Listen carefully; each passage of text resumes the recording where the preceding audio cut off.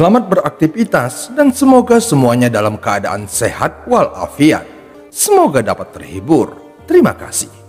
Sebelumnya kami mengingatkan untuk mendengarkan episode sebelumnya agar dapat lebih memahami alur ceritanya. Wang Lin merasakan perasaan yang sangat aneh di hatinya. Ini adalah perasaan yang tidak dia rasakan selama 400 tahun. Setelah ragu-ragu sebentar, dia mengangguk. Ibu anak laki-laki itu adalah wanita yang sangat baik. Meskipun dia masih muda, namun dia sangat sabar dan lembut. Dari melihat mereka, Wang Lin tahu bahwa mereka adalah keluarga yang sangat bahagia. Anak mereka lucu dan pasangan itu saling mencintai. Di dalam bengkel besi ada meja persegi dengan beberapa piring buatan sendiri di atasnya. Meskipun Wang Lin tidak perlu makan lagi, namun dia tetap mengambil sumpitnya dan makan beberapa suap. Sambil meminum anggur buah yang sangat dibanggakan pria itu, dia menyantap makanannya dengan penuh kasih sayang. Saat ini pikiran Wang Lin menjadi lebih tenang dibandingkan saat dia bersama karavan, sehingga energi spiritual di dalam tubuhnya bergerak dengan cara yang belum pernah terjadi sebelumnya. Sejak hari ini, hal baru memasuki kehidupan Wang Lin, yaitu anggur buah. Anak laki-laki itu datang hampir setiap hari untuk menonton Wang Lin mengukir, dan setiap kali datang, dia akan membawakan anggur buah. Lambat laun, toko Wang Lin dipenuhi dengan ukiran kayu dan sebagian besar adalah binatang buas. Dia telah mengukir hampir semua binatang yang dia temui selama 400 tahun terakhir. Namun tidak peduli seberapa keras dia berusaha, dia tidak dapat menyelesaikan ukiran dari makhluk roh berkualitas tinggi dan binatang buas terpencil itu. Ada sejumlah besar energi spiritual yang terkumpul dalam setiap ukiran. Manusia tidak dapat merasakannya, tetapi jika ada kultivator yang lewat, maka mereka akan ketakutan. Itu karena kekuatan energi spiritual dalam ukiran ini tidak lebih lemah dari harta sihir berkualitas rendah manapun. Beberapa energi spiritual dalam ukiran ini cocok dengan harta sihir kualitas menengah. Bagaimana ini masih bisa dianggap sebagai ukiran kayu? Ini jelas merupakan harta ajaib yang terbuat dari kayu mati. Hidup itu seperti bersandar pada udara. Dalam kelembutannya ada rasa manis yang nyaris tak terlihat. Wang Lin merasa jiwanya dibersihkan oleh kehidupan ini tanpa harus membunuh. Sehingga dia lupa identitasnya sebagai seorang kultivator dan 400 tahun pembunuhannya. Dia benar-benar telah menyatu dengan dunia fana dan mengalami aspek pahit dan manis dari kehidupan fana. Setiap pagi, Wang Lin bangun dan membuka pintu tokonya sebelum mulai mengukir. Sekarang tokonya sudah dipenuhi ukiran kayu yang tak terhitung jumlahnya. Seiring berjalannya waktu, Wang Lin secara bertahap mulai memiliki pelanggan. Meskipun mereka tidak dapat melihat energi spiritual pada ukiran kayu tersebut, namun mereka dapat melihat betapa rumitnya ukiran itu. Seiring waktu, toko Wang Lin menjadi sedikit populer di daerah tersebut. Dalam sekejap mata, 1 tahun telah berlalu. Pada tahun ini, Wang Lin tidak pernah melihat lelaki tua itu lagi. Meskipun kadang-kadang dia memikirkannya, namun pikiran itu perlahan memudar. Dia benar-benar tenggelam dalam ukirannya, seolah-olah mencari kegembiraan yang telah lama hilang. Di toko Wang Lin, ukiran yang paling umum adalah ukiran binatang yang terlihat seperti aslinya. Semua binatang ini adalah makhluk yang belum pernah dilihat manusia fana sebelumnya. Faktanya, bahkan jika para pihak yang berwenang datang, mereka hampir tidak dapat mengenalinya. Lagi pula, tempatnya terlalu jauh dari lautan iblis. Dunia ini besar dan terdapat banyak jenis binatang yang berbeda. Jadi tidak mungkin satu orang mengetahui semuanya. Saat ini, Wang Lin memegang sepotong kayu di tangannya. Dia menggerakkan tangannya dan seekor binatang berbentuk kura-kura secara bertahap muncul dari potongan kayu. Melihat ukiran di tangannya, dia meletakkan pisau pahatnya dan mengambil kendi. Saat dia hendak meminumnya, dia menyadari bahwa tidak ada anggur yang tersisa. Saat ini, Daniu biasanya datang untuk menontonnya mengukir dan membawakannya anggur buah. Benar saja, tak lama kemudian, Daniu yang telah tumbuh lebih tinggi dalam setahun terakhir masuk ke toko. Daniu adalah anak laki-laki sebelumnya dan meskipun usianya baru 12 tahun, namun dia sangat tinggi. Tubuhnya tampak jauh lebih kuat dibandingkan 1 tahun lalu. Setelah memasuki toko, dia mengeluarkan suara tidak senang saat dia duduk di sebelah Wang Lin. "Paman Wang, kamu harus pergi ke rumahku suatu saat dan berbicara dengan ayahku. Dia selalu menyuruhku belajar seni membuat besi. Tapi aku tidak mau mempelajarinya.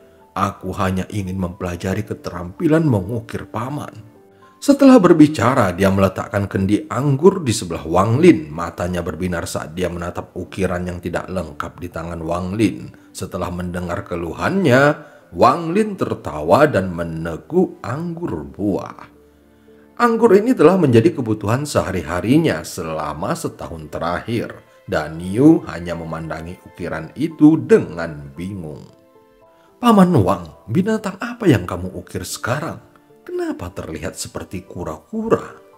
Wang Lin mengusap kepala Daniu dan berkata, "Ini bukan kura-kura, tetapi makhluk bernama Zhonggu. Meski terlihat seperti kura-kura, namun dia jauh lebih kuat."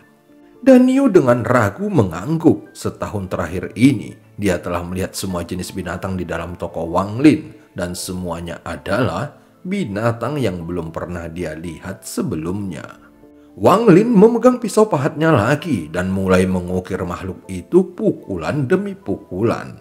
Makhluk yang tampak seperti kura-kura ini sebenarnya adalah makhluk roh langka dengan kualitas menengah di lautan iblis. Jika dia marah, maka kultivator normal sama sekali tidak akan mampu menahan kekuatannya. Namun Wang Lin telah membunuh banyak jenis binatang ini dan dia telah menghabiskan banyak inti mereka. Dengan demikian, gambarannya sepenuhnya terbentuk di benak Wang Lin dan tangannya tidak berhenti sejenak pun. Setengah jam kemudian, Wang Lin menyodok dengan keras ke tempat seharusnya matanya berada, sehingga ukiran itu tampak hidup. Binatang itu memandang ke langit, matanya menunjukkan sedikit rasa frustasi dan ketakutan. Mulutnya terbuka lebar, seolah-olah mengeluarkan gelombang raungan tanpa suara. Aura tak terlihat yang mustahil dideteksi oleh manusia segera menyebar darinya. Namun saat auranya menyebar, Wang Lin menyentuhnya dengan tangan kanannya dan auranya menghilang. Wang Lin menarik nafas dalam-dalam dan dengan santai meletakkan ukiran itu di rak. Dalam setahun terakhir ini, Wang Lin menyadari bahwa dia hanya bisa mengukir makhluk roh kualitas menengah. Sedangkan untuk makhluk roh kualitas tinggi, tidak peduli seberapa keras dia berusaha, dia tidak dapat menyelesaikan ukirannya. Setiap kali dia mencoba mengukir binatang roh berkualitas tinggi, dia akan kehilangan kendali selama beberapa bulan terakhir yang menyebabkan ukiran itu pecah. Wang Lin memahami bahwa ini karena tingkat kultivasinya tidak cukup tinggi. Bagaimanapun, makhluk roh berkualitas tinggi sama dengan tahap formasi jiwa.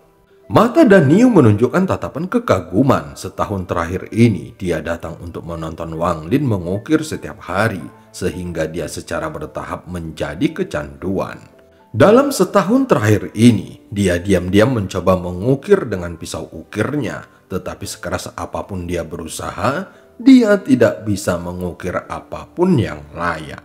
Sekarang dia melihat Wang Lin dengan mudah menyelesaikan sebuah ukiran. Dia tidak bisa menahannya lagi dan bertanya kepadanya. Wang Lin segera mengangkat kepalanya dan berkata kepadanya, "Mengukir membutuhkan pemahaman. Jika kamu ingin belajar, maka kamu harus mengawasiku selama 60 tahun. Setelah itu, kamu baru bisa mengukirnya sendiri." Dan Niu langsung menjulurkan lidahnya dan berkata, 60 tahun?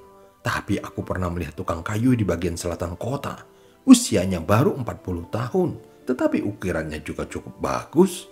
Wang Lin meneguk anggurnya lalu berkata, "Aku berbeda dari dia." Mata Danio dipenuhi kebingungan, dia jelas tidak mengerti arti kata-katanya. Saat itu, suara keras tiba-tiba terdengar dari luar. Danio segera berlari keluar. Tidak lama kemudian, dia menjulurkan kepalanya kembali dan berkata, "Paman Wang, putra tertua keluarga Su kembali. Dia diikuti oleh lebih dari 10 gerbong dan banyak orang. Dia terlihat sangat keren." Setelah mengatakannya, dia berlari lagi. Wang Lin tidak keberatan dengan kelakuannya. Dia mengambil sepotong kayu lain dan mulai mengingat pemandangan dari tanah dewa kuno, binatang buas besar yang meninggalkan kesan mendalam di benaknya. Dia ragu-ragu sejenak lalu mulai mengukir lagi. Waktu perlahan berlalu. Lebih dari 1 jam kemudian, pintu toko dibuka oleh seseorang. Danio tampak dengan senang hati masuk. Di belakangnya ada seorang pemuda yang tampak sangat tegap. Pria muda itu melihat ke sekeliling ukiran itu dan matanya berbinar. Danio dengan cepat berjalan di samping Wang Lin. Dia membuat beberapa ekspresi dan berbisik, "Jangan mencoba menjualnya terlalu mahal." Setelah mengatakannya, dia dengan cepat berbalik dan dengan keras berkata, "Tuan Su, ini adalah toko yang kuceritakan kepadamu. Lihatlah ukiran ini. Mereka sama sekali tidak kalah dengan produk tukang kayu Zhou. Bagaimana kalau kamu membelinya beberapa?" Wang Lin tersenyum ketika mendengarnya. Danio ini jelas melihat bahwa Wang Lin tidak memiliki banyak pelanggan selama setahun terakhir ini. Jadi ketika ada orang kaya datang, dia menarik orang itu ke toko Wang Lin. Pemuda yang bernama Su melihat ke sekeliling toko dan matanya menjadi lebih cerah. Dia sangat berbeda dari Danio. Dia telah melihat banyak hal, terutama setelah menjadi orang kepercayaan putra Tuan Nan. Dia bisa melihat sekilas bahwa kualitas ukiran ini beberapa kali lebih tinggi daripada ukiran tukang kayu terkenal Zhou. Meskipun ukiran tukang kayu Zhou tampak sangat nyata, namun masih ada sesuatu yang hilang. Setelah merenung sejenak, dia akhirnya mengerti. Satu hal yang hilang dari ukiran tukang kayu Zhou adalah kehidupan. Yang satu tampak hampir nyata dan yang satu lagi tampak hampir hidup. Perbedaan satu kata membuat kualitasnya berbeda jauh. Mata pemuda bernama Su bersinar saat dia berjalan dan mengambil sebuah ukiran berbentuk naga.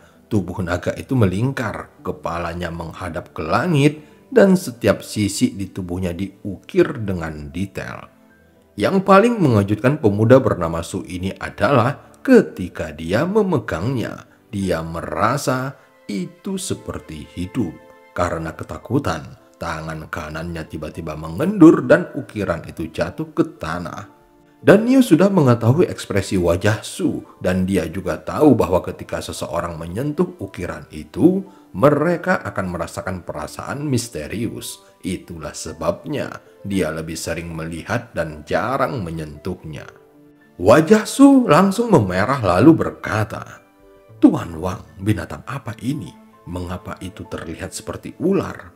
Sebelum Wang Lin menjawab, Danio membusungkan dadanya dan berkata, "Ini adalah seekor naga. Tahukah kamu apa itu naga? Itu adalah makhluk abadi." Naga. Su mengingat nama itu dan bertanya, "Berapa harga jual ukiran naga ini?" Wang Lin dengan santai tersenyum dan menjawabnya, 10 keping emas.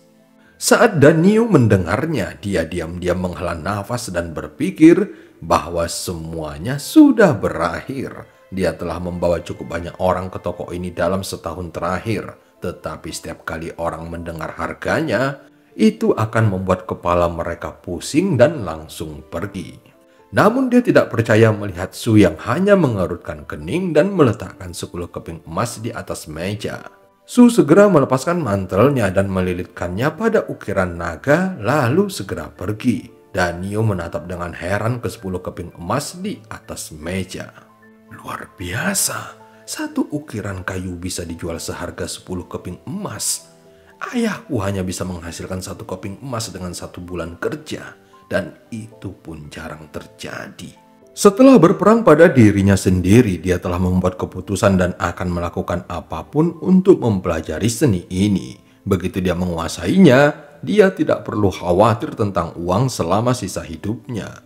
Saat ini, dia tidak memikirkan waktu yang dibutuhkannya adalah 60 tahun. Pemuda yang bernama Su meninggalkan toko dan segera pulang untuk mengucapkan selamat tinggal kepada orang tuanya. Dia bahkan tidak menghabiskan makan malam yang disiapkan oleh orang tuanya dan dengan cepat membawa semua orang kembali menuju istana Nan di sisi timur kota.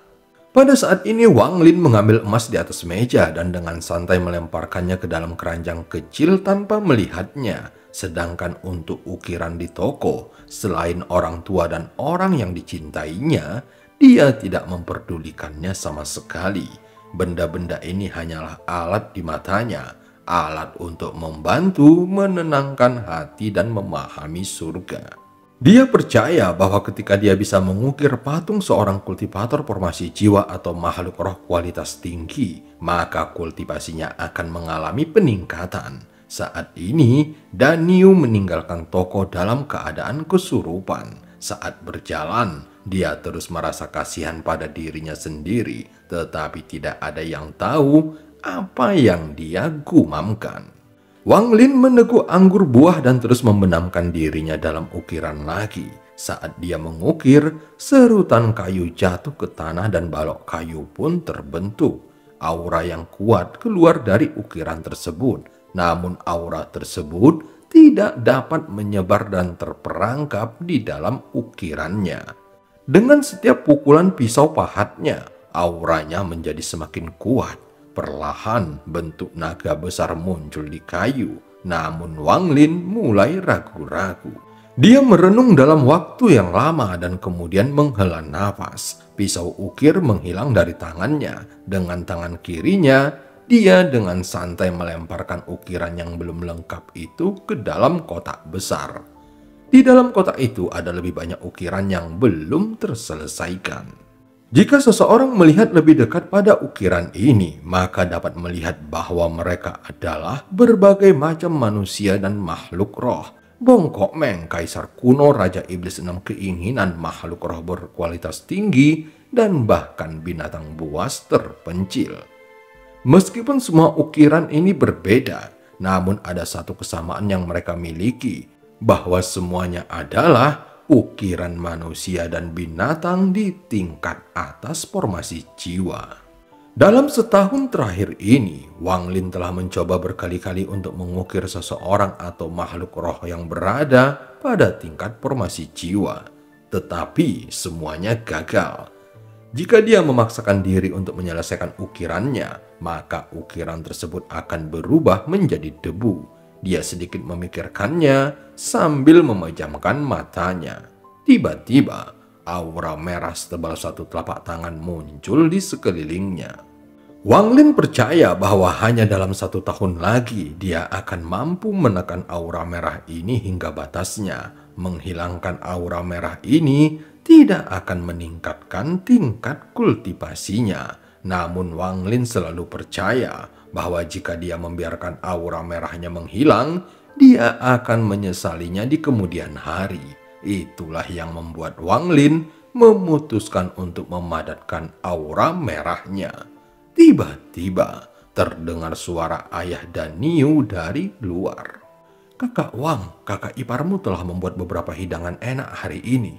Kemarilah dan makanlah, lalu kita bisa minum beberapa cangkir anggur." Mata Wang Lin tiba-tiba terbuka, memperlihatkan cahaya kuno. Cahaya itu perlahan menghilang dan Wang Lin kembali menjadi orang normal. Dia memegang kendi, berjalan 2 langkah dan ragu-ragu sejenak sebelum mengambil sejumlah emas dari keranjang, lalu berjalan keluar.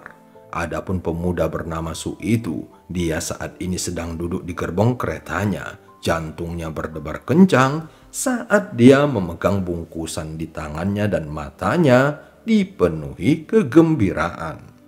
Dia tidak menyangka bahwa kunjungannya ke rumah untuk menemui orang tuanya akan memungkinkannya bertemu dengan seseorang yang bisa membuat ukiran kayu semacam ini. Dapat dikatakan bahwa satu-satunya hobi raja adalah mengoleksi barang-barang semacam ini. Entah itu terbuat dari batu atau kayu, tidak peduli jenis bahannya. Selama itu adalah patung, raja akan menyukainya. Dan sang pangeran adalah anak yang sangat berbakti. Jika dia menyampaikan ini kepada sang pangeran, dia akan mendapatkan keberuntungan yang besar. Memikirkan hal itu, pemuda bernama Su menarik nafasnya dalam-dalam. Tim yang terdiri lebih dari 10 gerbong ini bergerak cepat melewati ibu kota, tetapi dia tetap berharap mereka bisa melaju lebih cepat sehingga dia bisa kembali ke istana lebih cepat. Setelah sekian lama, kereta berhenti. Pemuda bernama Su dengan cepat membuka pintu dan bergegas ke istana. Di halaman timur, pemuda itu berhenti di depan sebuah bangunan yang sangat elegan dan berkata, "Pangeran, Su tahu ingin bertemu dengan Anda untuk suatu masalah penting." Setelah beberapa saat, terdengar suara malas dari dalam bangunan. "Su tahu, bukankah kamu pulang untuk mengunjungi kerabatmu? Kenapa kamu kembali sepagi ini? Jika ada sesuatu, kita bisa bicara besok." Su tahu samar-samar bisa mendengar suara-suara menawan dan menggoda dari dalam istananya. Dia tampak ragu-ragu sebentar. Biasanya, ini bukan saat yang tepat untuk mengganggu sang pangeran. Tetapi dia sangat percaya diri dengan barang yang dipegangnya. Dia segera mengatupkan giginya dan berkata, "Pangeran, aku benar-benar punya masalah penting.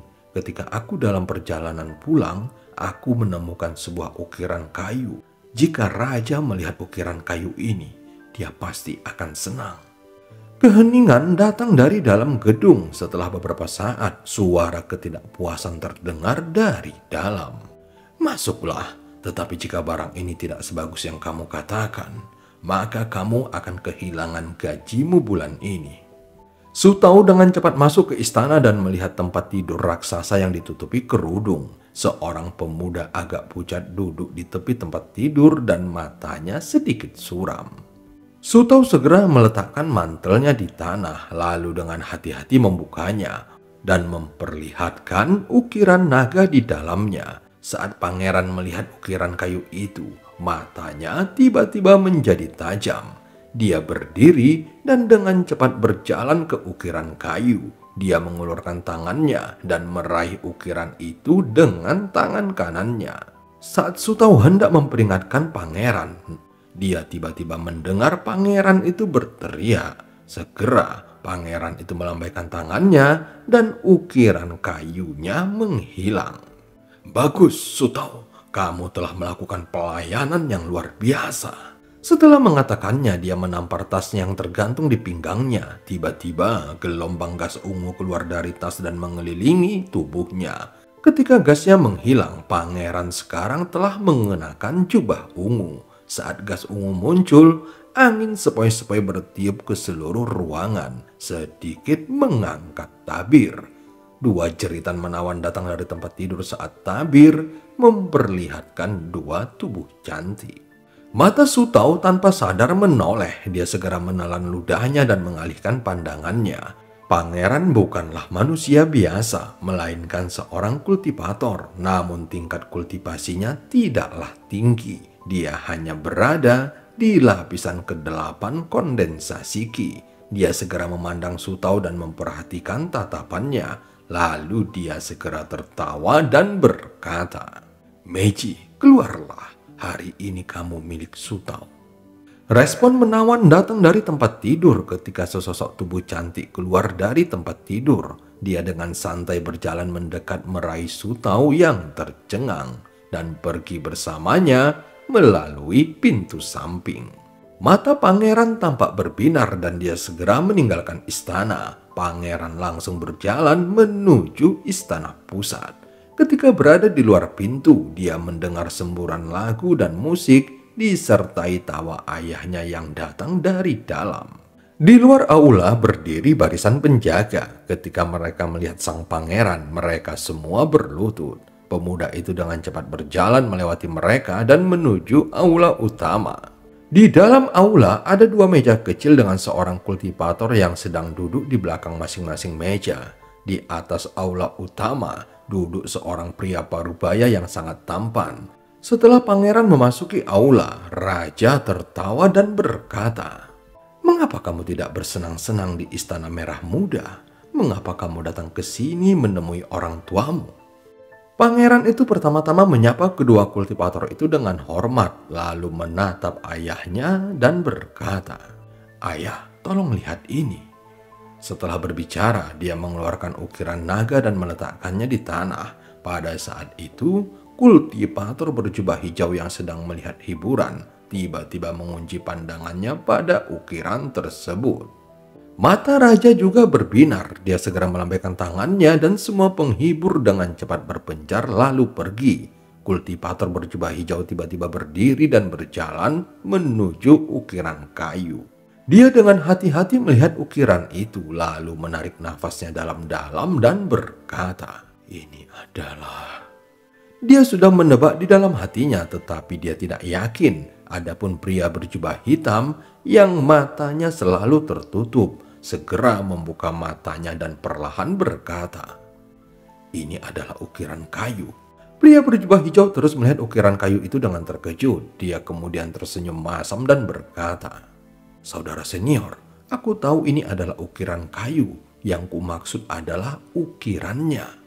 Kultivator berjubah hitam yang dipanggil sebagai saudara senior merenung sejenak dan perlahan berkata, "Aku belum pernah melihatnya sebelumnya." Kultivator berjubah hijau itu tersenyum pahit. Dia sudah terbiasa dengan keanehan kakak seniornya ini. Raja itu menatap ukiran kayu dan tersenyum. "Dua tetua abadi. Apakah ada yang istimewa dari ukiran ini?" Kultivator berjubah hijau langsung meraih ukiran kayu itu. Dia tiba-tiba merasakan aura kuno mendatanginya. Aura ini sangat kuat dan membuatnya terkejut. Dengan kultivasinya di tahap pertengahan foundation establishment, dia merasa seolah-olah pondasinya akan runtuh. Karena ngeri, dia segera melepaskan ukiran itu. Kakak seniornya melambaikan lengan bajunya dan ukiran itu terbang ke tangannya. Wajah kultivator ini tiba-tiba menjadi pucat saat intinya menjadi tidak stabil.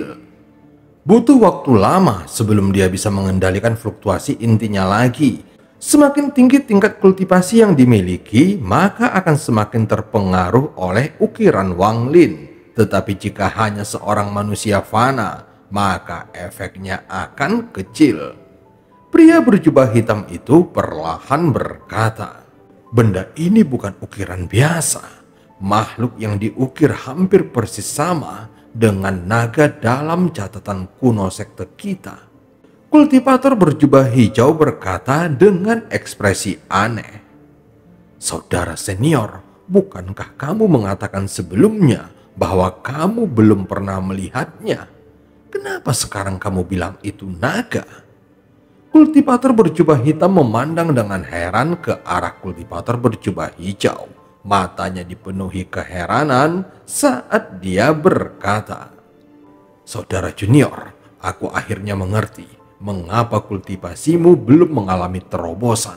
Wajah kultivator berjubah hijau itu bergerak-gerak. Dia tidak mengatakan apapun. Adapun kultivator berjubah hitam menghela nafas dan berkata, "Aku belum pernah melihat binatang yang diukir, tetapi aku tidak pernah mengatakan tidak mengenali binatang apa itu." Hati dao kultivator berjubah hijau itu tidak cukup stabil, jadi dia batuk seteguk darah. Setelah sekian lama, dia menenangkan diri dan tertawa getir. Dia merasa dia benar-benar tidak bisa menghadapi kakak seniornya ini sama sekali. Malam ini tidak ada bulan yang terlihat. Wang Lin berbaring di tempat tidur di belakang toko. Dia segera mengambil kendi dan meminumnya. Wang Lin dapat merasakan bahwa dalam setahun terakhir ini, dia telah berhasil menyingkirkan mentalitasnya sebagai seorang kultivator dan menjadi lebih seperti manusia fana. Kehidupan seperti ini sangat mengasyikkan dan penuh gairah, namun penuh dengan penyesalan. Sekarang tidak ada konflik dalam kehidupan Wang Lin, meski agak membosankan, namun itu bisa membersihkan jiwanya. Wang Lin merasa sangat aneh saat pertama kali menyadari perasaan ini. Namun lambat laun dia bisa menerimanya dan terus menjalani kehidupan fana. Dia segera mengambil kendi dan meneguknya lagi. Lalu dia tiba-tiba mengerutkan keningnya. Dan cerita pun berakhir. Sampai ketemu di part selanjutnya.